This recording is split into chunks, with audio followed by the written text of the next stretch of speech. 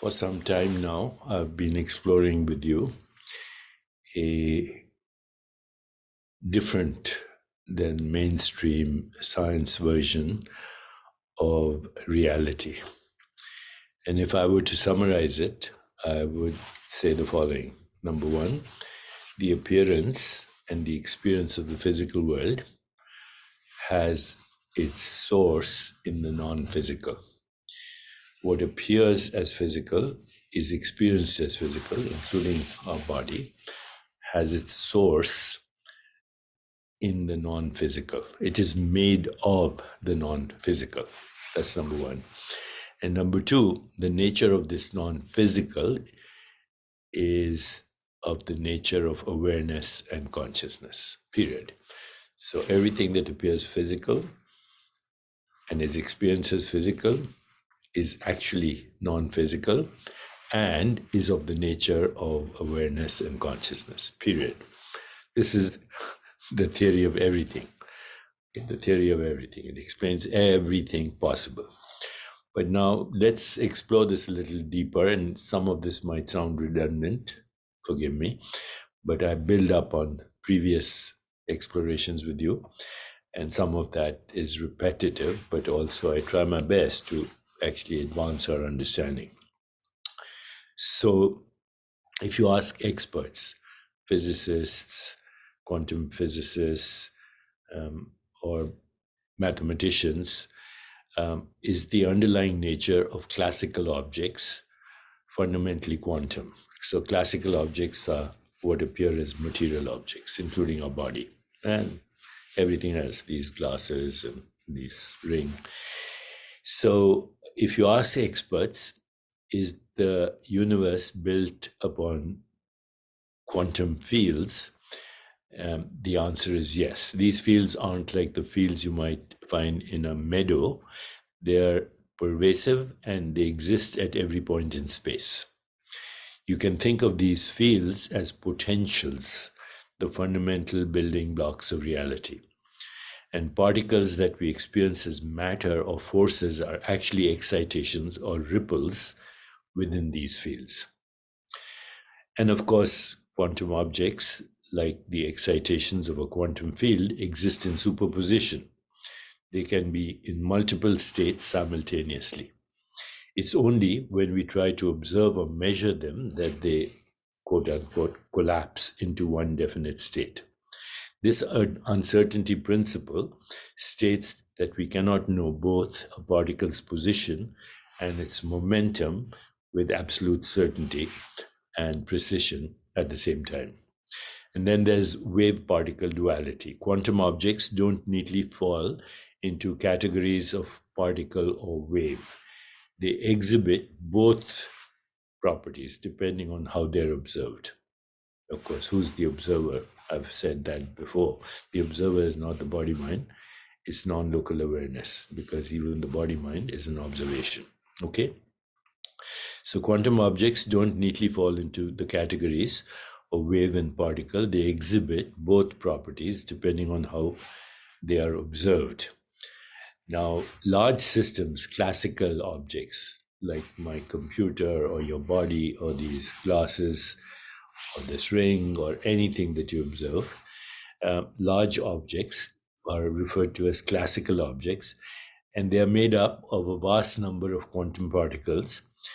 When we deal with these large systems, the strange behaviors of quantum objects average out, leading to the predictable deterministic behavior we associate with the physical or classical world. Also, quantum systems are very delicate when they interact with the environment, air molecules, stray photons, even just background energy. Their superposition of states leads to a breakdown. This forces them to settle into a specific measurable state, essentially looking more and more physical. So are classical objects quantum? Fundamentally, yes. At the most basic level, the particles and fields that make up classical objects are governed by quantum rules. So that is as far we go when this is the classical world emerging from the quantum world, and the answer is yes. Now, as you can see, the quantum world doesn't obey anything that we associate with uh, physical reality. The quantum world, superposition, indeterminacy, quantum tunneling, quantum leaps, none of that actually entanglement, none of that obeys the rules of what we call physicality. So this is also a very fundamental idea in the non-dual philosophies like Buddhism, Vedanta, Kashmir Shaivism. And these non-dual philosophies posit that there's no fundamental separation between the individual self, which is frequently called Atman or Jiva, and universal consciousness, referred to as Brahman or Shiva.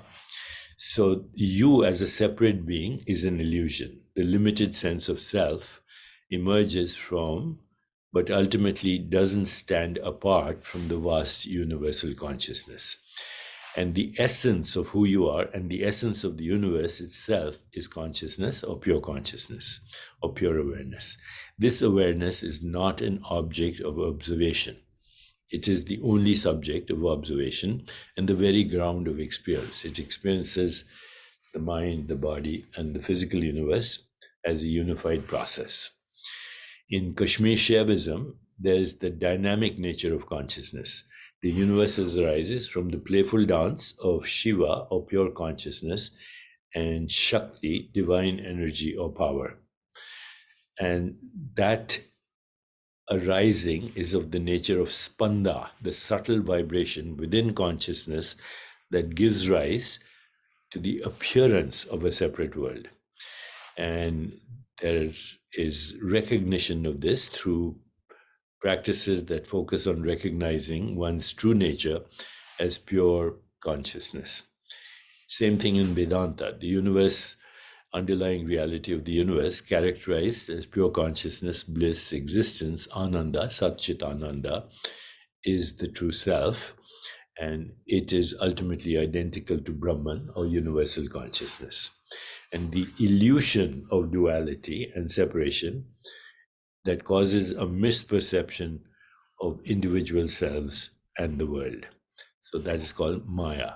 Maya is the projection, the fluctuation, the excitation of the field of consciousness. And practices that systematically question the reality of the individual self and its experiences ultimately lead to the realization of non-dual nature of reality.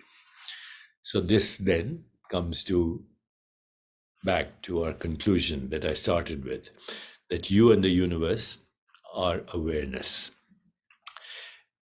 So let's examine this, okay? Understanding this phrase, you and the universe are awareness, points to the non-dual reality that has implications. Number one, changing perspectives. The recognition that your essence is identical with cosmic awareness shifts your perspective. You move from feeling like a limited individual to seeing yourself as an expression of the limitless. It also shows you the interconnectedness or inseparability or entanglement or correlation of non-dual reality. Realizing that there's no fundamental separation breeds a sense of profound connection with all of existence. And this leads to freedom or liberation. Dividing the illusion of a separate self can lead to a feeling of deep freedom or liberation, frequently called moksha or mukti. And when we see this, we realize the paradox of existence, both from the quantum perspective and from the consciousness perspective. And that paradox of existence is the recognition that even though everything is this non-local awareness, from our perspective, the reality of the world and the individual seem still to be there. So even though everything is this non-dual existence, from our perspective, the reality of the world and the individual self seems to exist. Navigating this paradox skillfully is a key part of the journey. So it's the same thing which cosmologists and physicists are saying that there's one deep underlying reality that appears in infinite forms, appearances, perspectives, perceptions, different, but it's the one appearing as innumerable many. And that one is you. The one you is the ultimate reality, but it is experienced as this you.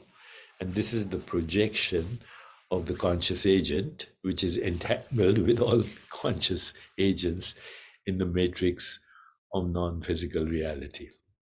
So this is indeed a theory of everything, and it accounts for all experiences in all knowers, in all modes of knowing, and all things known. And it also gives us the freedom that goes beyond the constructs of birth and death. As entangled conscious agents, we keep recycling and evolving in a never-ending horizon of experience that we call the universe.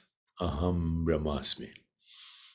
Let me know if you find this interesting, agree, disagree. I like to know if this is helping.